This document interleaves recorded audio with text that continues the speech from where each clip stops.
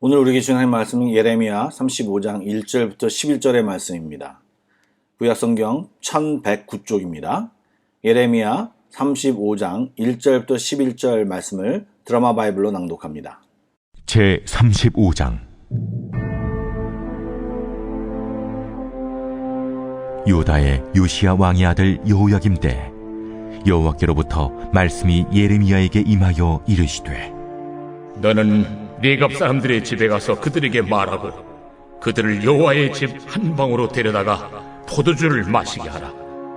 이에 내가 하바시냐의 손자요 예레미야의 아들인 야사냐와 그의 형제와 그의 모든 아들과 모든 레갑 사람들을 데리고 여호와의 집에 이르러 익달의 아들 하나님의 사람 하나님의 아들들의 방에 들였는데, 그 방은 고관들의 방 곁이요 문을 지키는 살룸의 아들 마세야의 방 위더라.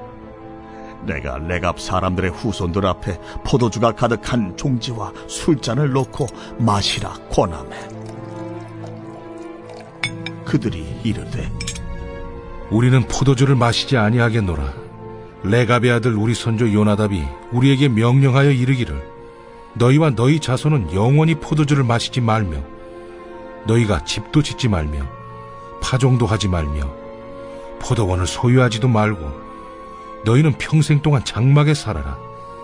그리하면 너희가 머물러 사는 땅에서 너희 생명이 길리라 하였으므로, 우리가 레갑의 아들 우리 손주 요나답이 우리에게 명령한 모든 말을 순종하여 우리와 우리 아내와 자녀가 평생 동안 포도주를 마시지 아니하며 살 집도 짓지 아니하며 포도원이나 밭이나 종자도 가지지 아니하고 장막에 살면서 우리 손주 요나답이 우리에게 명령한 대로 다 지켜 행하였노라.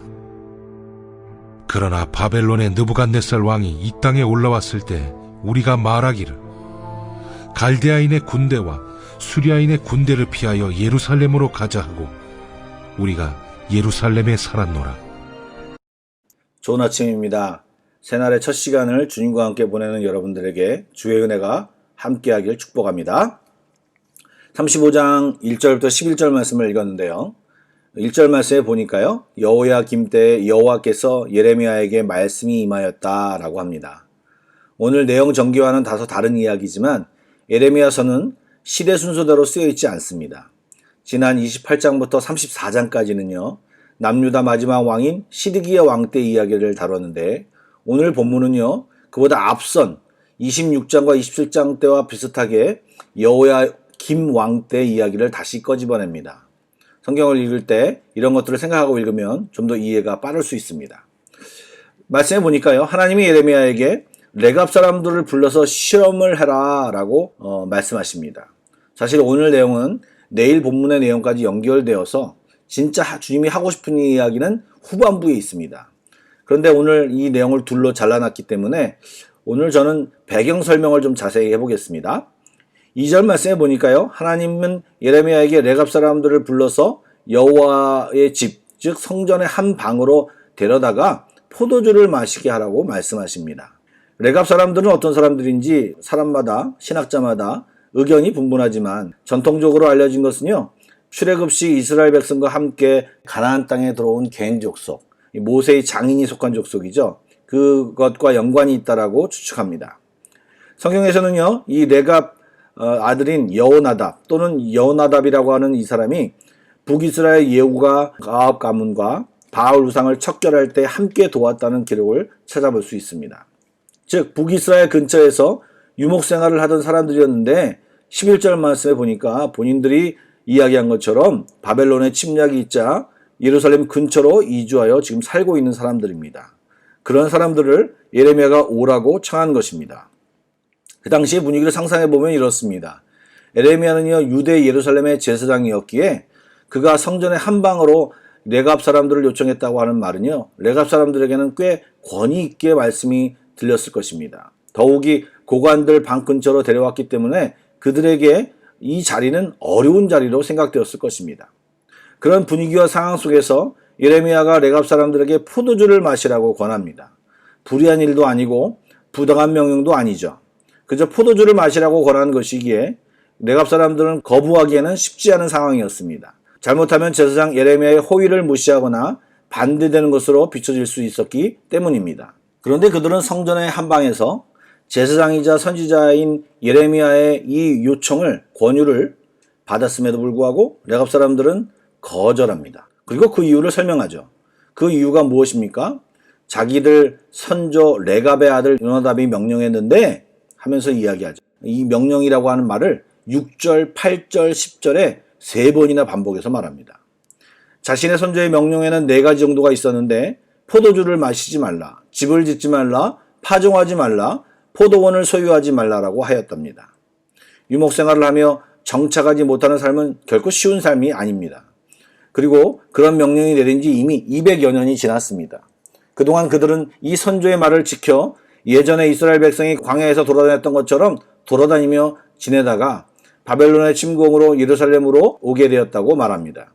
즉 자기네들은 그러한 선조의 말씀을 지키는 사람들이기에 포도주를 먹지 않겠다라고 하는 말입니다. 하나님이 이렇게 말씀하시는 요지가 무엇일까요?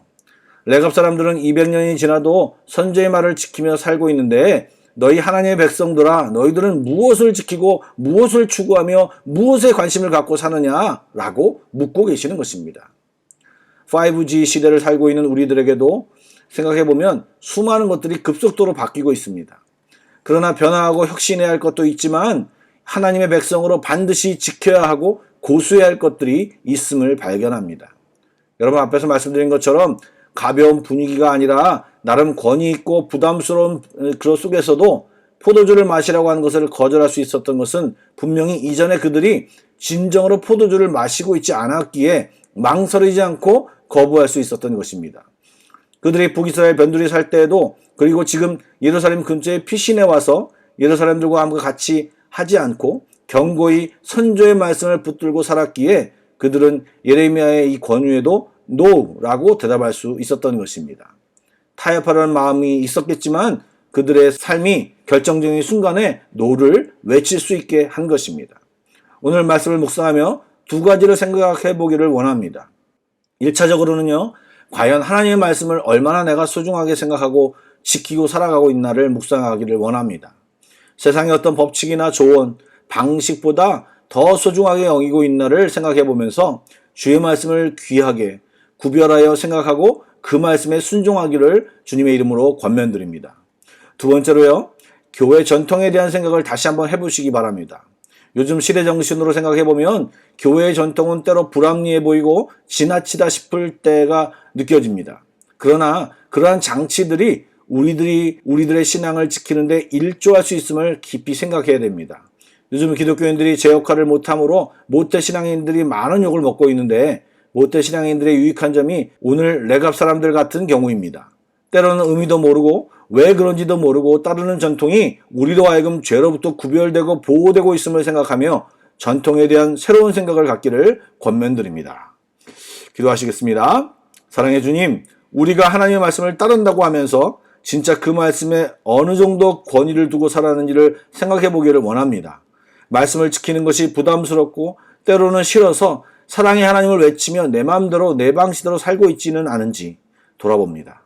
하나님의 백성으로 하나님의 자녀로서 주의 말씀을 기억하는 것이 마땅할진데 진정으로 그렇게 하지 못함을 인정하며 용서를 구합니다. 주님, 긍휼히 여겨 주시옵소서. 오늘도 주의 말씀을 붙잡고 살아가는 이 하루가 될 수 있게 하여 주시고 주님과 동행하는 하루가 되게 하여 주시옵소서. 예수님의 이름으로 기도드립니다. 아멘.